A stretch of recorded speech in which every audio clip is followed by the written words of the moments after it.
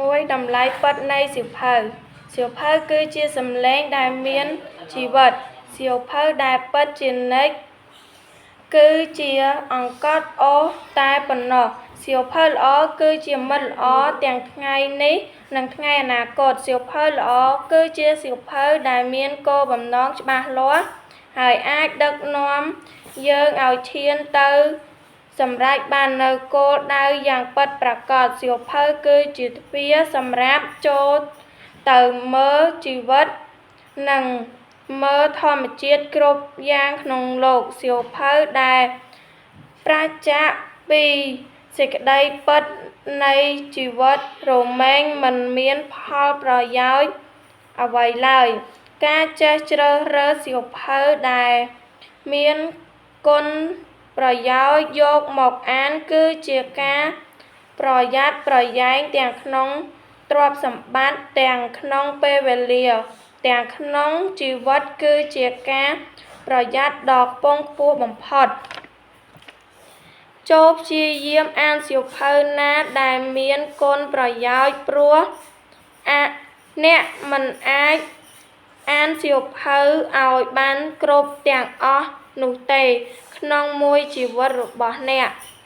បើអ្នកគ្មានពេលសម្រាប់អានទេអ្នកក៏គ្មានពេលនឹងបានចេះដឹងដែរអ្នកដែលចេះអានហើយមិនអានក៏គ្មានអ្វីប្រសើរជាងអ្នកដែលមិនចេះអានឡើយសៀវភៅគឺមិនមែនជាក្បួនដែលឲ្យអ្នកដទៃមកគិតជំនួសយើងនោះទេផ្ទុយទៅវិញសៀវភៅគឺជាឧបករណ៍ដែលជំរុញឲ្យយើងគិតបានកាន់តែឆ្ងាយឡើង